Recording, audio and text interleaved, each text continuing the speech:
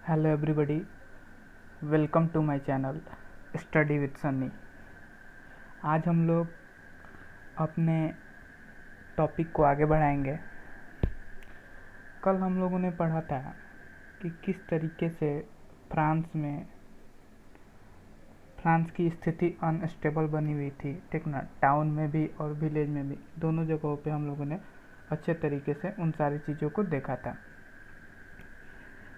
आज हम लोग देखेंगे कि अब राजा क्या डिसीजन लेते हैं, ठीक ना। अनस्टेबिलिटी का माहौल है पूरे फ्रांस में, तो राजा क्या निर्णय लेते हैं, ठीक ना। इस चीज़ को हम लोग देखने वाले हैं आज के वीडियो लेक्चर में, ठीक ना। पढ़ रहे थे क्या, हम लोग पढ़ रहे थे आउटब्रेक ऑफ द रेवोल्यूशन, ठीक ना। टॉपिक का हमारा नाम था, जिसमें हम बहुत सारी बातें जाने कि मीटिंग बुलाई गई। मीटिंग में थर्ड स्टेट के लोग संतुष्ट नहीं हुए, तो उन्होंने नेशनल असेंबली बनाने का प्रण लिया, ठीक ना। नेशनल असेंबली बनाने का प्रण लिया, और जब ये लोग नेशनल असेंबली बनाने में बिजी थे तो पूरी फ्रांस में अफरा तफरी का माहौल था, अनस्टेबिलिटी का माहौल था, अस्त व्यस्त स्थिति बनी हुई थी फ्रांस में। शहरों में, गांव में हम लोगों ने देखा कि किस तरीके से जो जागीरदार होते थे, ठीक ना, उनको एक गलत फहमी हो गया, जिसके चलते उन्होंने क्या किया, अपने जो भी जागीर, जो बड़े बड़े जो ज़मींदार होते थे उनके घर पे आक्रमण कर दिया, ठीक ना। और उनके घर से बहुत सारे अनाज लूट लिए और वहाँ के डॉक्यूमेंट भी जला दिए, और वहाँ से बहुत सारे ज़मींदार गांव में से क्या हो गए, भाग के दूसरे पड़ोसी कंट्री में जाके शरण लिए, ठीक ना। तो ये सारी चीज़ें देख चुके थे हम लोग पिछली वीडियो में, ठीक ना। अब हम लोग देखेंगे कि राजा इस चीज़ का किस तरीके से सामना करते हैं, क्या राजा करते हैं, इसको हम लोग इस वीडियो लेक्चर में देखेंगे। तो कह रहा है कि जैसे जैसे जनता का जो विद्रोह है बढ़ता चला गया, ठीक ना। जैसे जैसे जनता का विद्रोह जो है बढ़ता चला गया, विद्रोह और ताकतवर होता चला गया, लुइस 16 ने क्या किया, लुइस 16 ने फाइनली अंततः एकदम उन्होंने एक एग्रीमेंट साइन किया, एक संधि साइन कर ली, ठीक ना, नेशनल असेंबली के मेंबर के साथ। क्या संधि थी उसमें? उस संधि में यही लिखा था कि हम क्या करेंगे कि हम अपने पावर का, ठीक ना, अपने पावर को कंट्रोल तरीके से, ठीक ना, या हमारी जो शक्ति है, ठीक ना, जो हम पावर जो हम यूज करते हैं, ठीक ना, अब उसका ध्यान रखा जाएगा। वो पावर जो होगा इस्तेमाल होगा कॉन्स्टिट्यूशन के अकॉर्डिंग, ठीक ना। कॉन्स्टिट्यूशन के अकॉर्डिंग, कौन से कॉन्स्टिट्यूशन के अकॉर्डिंग? जो नेशनल असेंबली द्वारा बनाया गया था। यानी अब राजा ने उस ट्रीटी में, यानी वो एक एग्रीमेंट साइन किया, किसके साथ? नेशनल असेंबली के साथ। और इस बात को स्वीकारा कि अब हमारी जो शक्तियां हैं, ठीक ना, वो किस हिसाब से कार्य करेगी? अकॉर्डिंग टू कॉन्स्टिट्यूशन, ठीक ना। यानी संविधान के आधार पर अब हमारे पावर को, मतलब जिस तरीके से संविधान में जो चीज़ें मेंशन है उसी के अनुसार हम अपने पावर का इस्तेमाल कर पाएंगे, ठीक ना। ये सारी चीज़ें उसमें लिखी हुई थी, और उसको फाइनली क्या किया, राजा ने मान ही लिया। बहुत सारा विद्रोह हुआ तो राजा को मानना पड़ा, ठीक। ये चीज़ें हो गई, यहाँ तक क्लियर बाबू। अब क्या होता है कि 4 अगस्त 1789 की रात को, ठीक ना, असेंबली ने, यानी जो नेशनल असेंबली बनी हुई थी, उन्होंने एक लॉ पास किया है, ठीक ना। एक क्या किया, लॉ पास किया, एक नियम पास किया, जिसमें क्या चीज़ की डिमांड की गई थी? उस लॉ के अनुसार उसमें लिखा गया था कि फ्यूडल सिस्टम ख़त्म हो जाएगा, ठीक ना। फ्यूडल सिस्टम ख़त्म कर दिया जाए, ठीक ना। टैक्स से रिलेटेड जो फ्यूडल सिस्टम होता था, या ऑब्लिगेशन से रिलेटेड, ठीक ना, मतलब अपने आप को एक नहीं ऊपर अपर कास्ट के समझते थे, ठीक ना। फाइनेंशियल तो उन पर एक दबाव बनाते के रखते ही थे थर्ड स्टेट के लोग पर, और एक थर्ड स्टेट को अपने से नीचा समझते थे। ये सारा सिस्टम जो फ्यूडल सिस्टम था, फ्यूडल सिस्टम बता भी दिए हैं पहले भी, ठीक ना, एक बार और बता देते हैं। ऐसा सिस्टम जिसमें क्या किया जाता था, क्लर्जी नोबिलिटी द्वारा क्या किया जाता था, अपने ज़मीन पर, ठीक ना, लैंडलेस लेबर थर्ड स्टेट के लोगों द्वारा काम कराया जाता था, और उनके बदले क्या किया जाता था, उनसे टैक्स लिया जाता था, ठीक ना। तो ये सारे सिस्टम अब उन्होंने क्या किया, जैसे ही मतलब नेशनल असेंबली पावर में आई, उन्होंने एक लॉ पास कर दिया, एक नियम पास कर दिया, कहा कि ये सब खत्म हो जाना चाहिए, जो आप फ्यूडल सिस्टम चला रहे हैं सब खत्म हो जाएगा, ठीक ना। उसके बाद से क्या हुआ, जब ये सारी चीज़ें ख़त्म कर दी गई लॉ द्वारा, ठीक ना, तो जो क्लर्जी के जो मेंबर्स थे, ठीक ना, क्लर्जी यानी फर्स्ट स्टेट, यानी फर्स्ट ग्रुप के जो मेंबर्स थे, इनको जबरन क्या किया गया, इनको छुड़ा लिया गया। जो इनको प्रिविलेज दिया जाता था उससे उनको जबरन क्या किया गया, उन उस प्रिविलेज को, उस लाभ को छुड़ा लिया गया, ठीक ना। किस तरह का लाभ छुड़ा लिया गया, जैसे जैसे कि टीथेज वेयर अबोलिश। टीथेज क्या था, आपको याद होगा, टीथेज एक तरह का टैक्स होता था जो चर्च के लोगों द्वारा, चर्च के क्लर्जी द्वारा लगाया जाता था लैंडलेस लेबर पर, थर्ड स्टेट के लोगों पर, ठीक ना। जिसमें उनको क्या करना होता था, 1/10 क्या करना होता था, जो भी प्रोड्यूस करते थे उनको देना होता था। तो पहला ये काम किया गया कि टीथेज को एबोलिश कर दिया, ख़त्म कर दिया गया, ठीक ना। और जो लैंड यानी ज़मीन चर्च रखा था, ठीक ना, चर्च जो ज़मीन रखा था अपने पास, ठीक ना, छोटे छोटे जो ज़मीन थे या जो भी बड़े बड़े ज़मीन थे उसको कॉन्फिस्केट कर दिया गया। कॉन्फिस्केट मतलब समझते हैं ना, जब्त कर लिया गया, ठीक ना। कहा कि आपका इस पर कोई अधिकार नहीं है, और उसको नेशनल असेंबली ने क्या किया, जब्त कर लिया। और ये सब चीज़ किसके तहत हो रहा था बाबू, जो कॉन्स्टिट्यूशन बनाए थे उसके तहत, और उन्होंने एक लॉ पास किया था उसके तहत ये सारी चीज़ें वो लोग कर रहे थे, ठीक ना।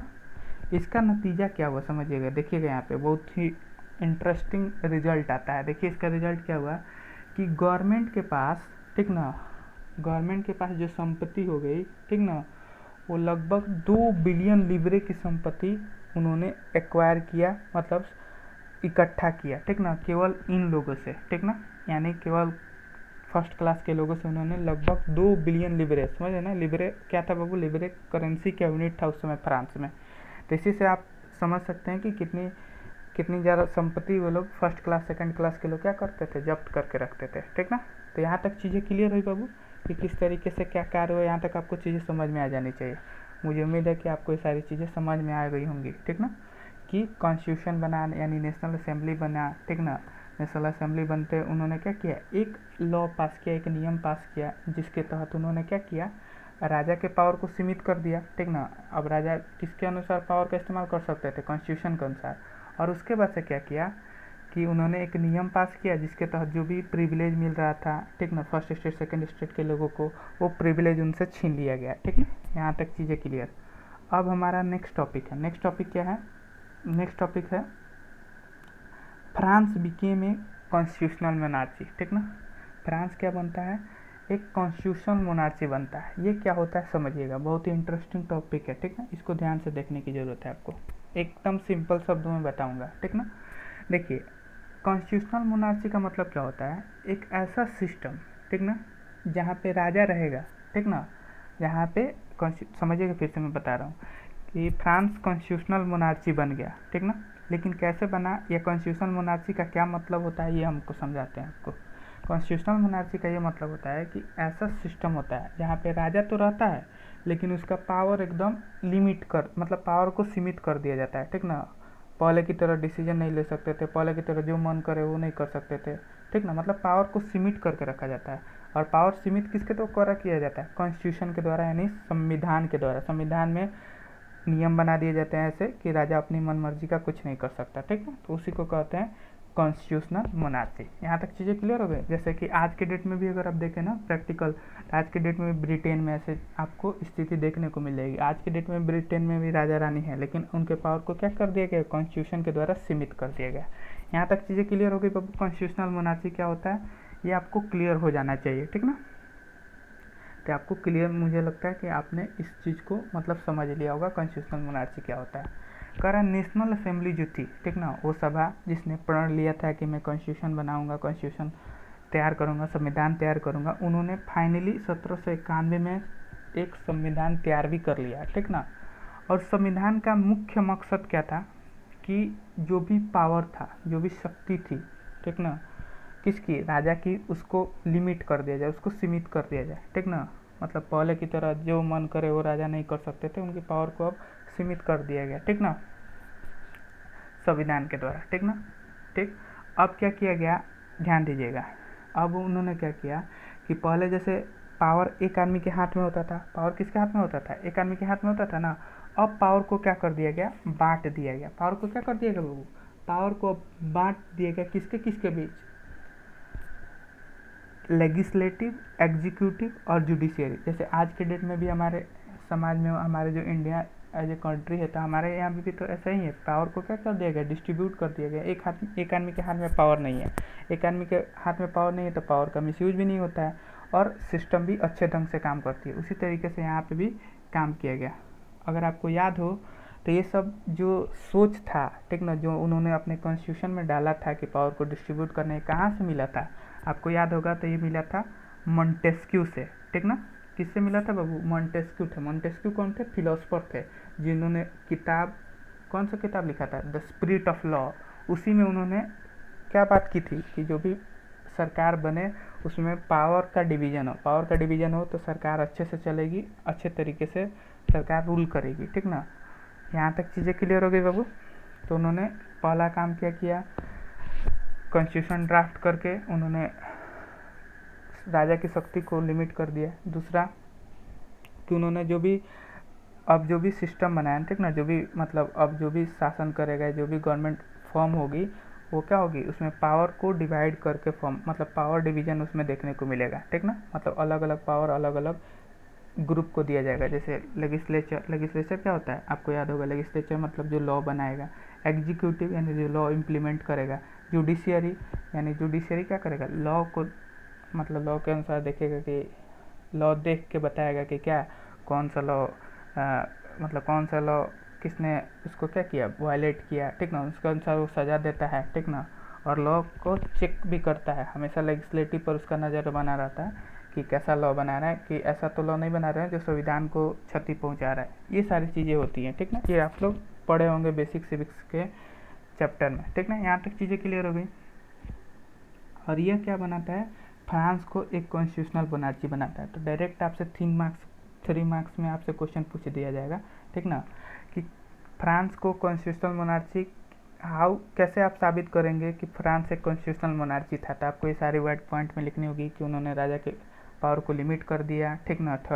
जो फर्स्ट स्टेट सेकंड स्टेट के लोग थे, जो उनको पावर मिला था, उसको क्या कर दिया, मतलब उसको जो प्रिविलेज मिला था उसको छुड़वा लिया, प्रिविलेज को छुड़वा लिया, ठीक ना। तीसरा क्या किया, जो गवर्नमेंट बनाई, जो नेशनल असेंबली ने जो गवर्नमेंट बनाई, उसमें डिवीजन ऑफ पावर देखने को मिला। ये सारी चीज़ें आप लिख सकते हैं उस 3 मार्क्स के क्वेश्चन में, ठीक ना।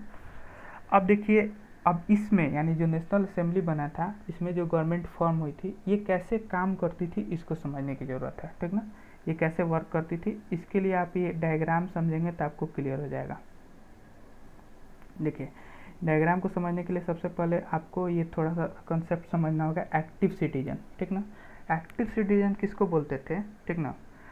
वैसे सिटीजन को वोट देने का अधिकार था। देखिए ध्यान से देखिएगा, वैसे सिटीजन को वोट देने का अधिकार था, ठीक ना, जो क्या करते थे, मतलब पहले तो मैन होने चाहिए, वो लोग कैसे होने चाहिए, मैन होने चाहिए, और कितने साल के होने चाहिए, एबव 25 ईयर। कितने साल के बाबू? 25 साल के ऊपर होने चाहिए।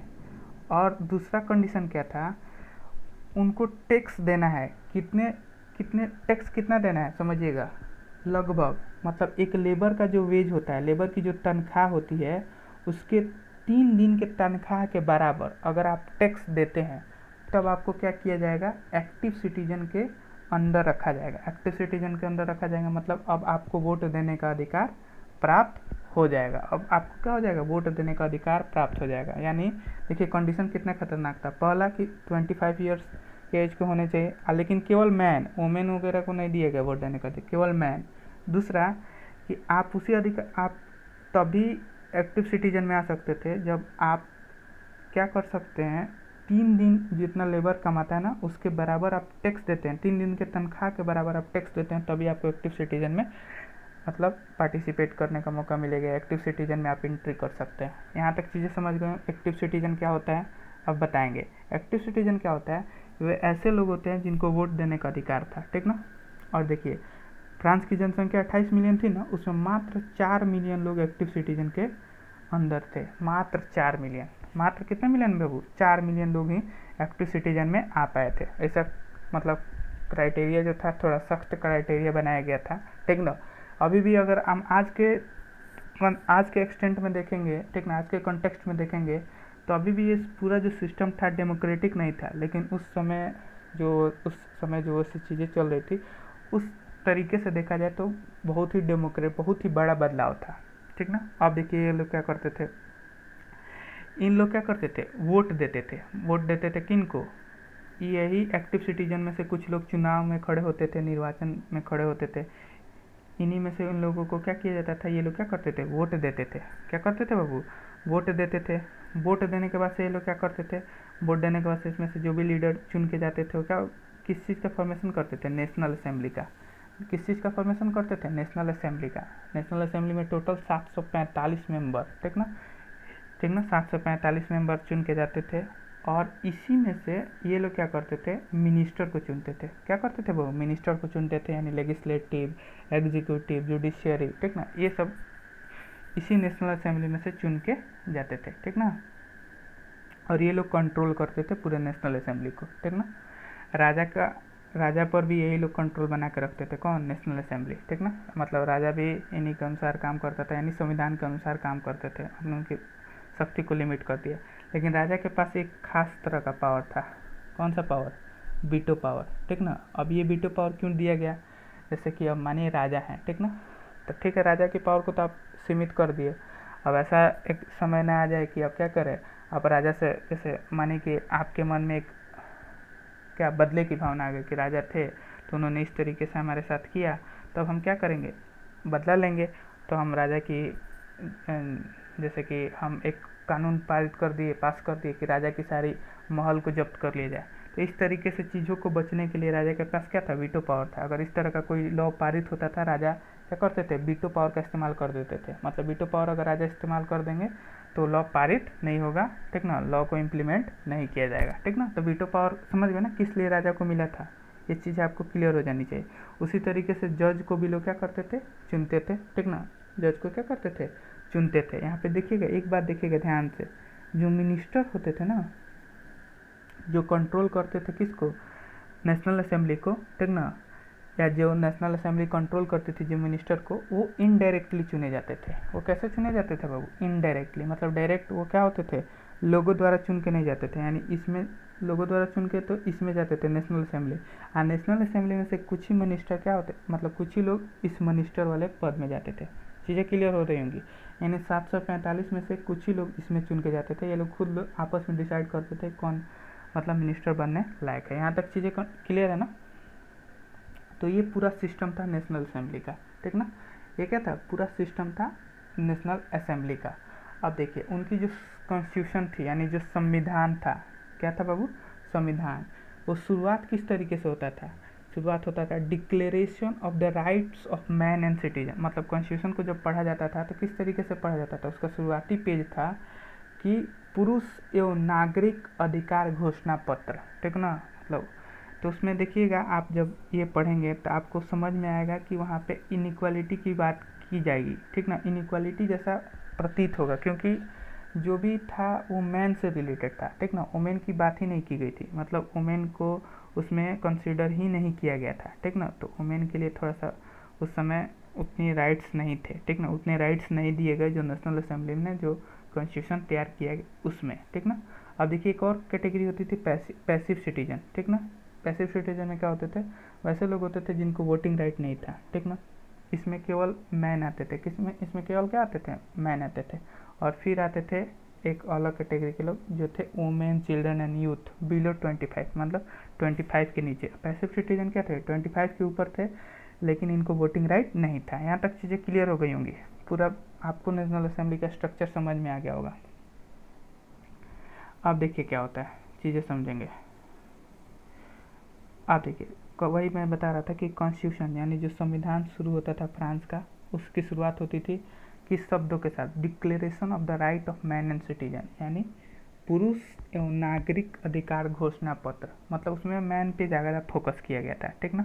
उसमें किस किस तरह के अधिकारों की बात की गई थी, जैसे कि राइट टू लाइफ होनी चाहिए, ठीक ना, जिंदगी जीने का अधिकार, बोलने का अधिकार, अपना अपना ओपिनियन रखने का अधिकार, अपना मत रखने का अधिकार, ठीक ना। इक्वलिटी बिफोर लॉ, लॉ के मतलब कानून के सामने सब बराबर हैं।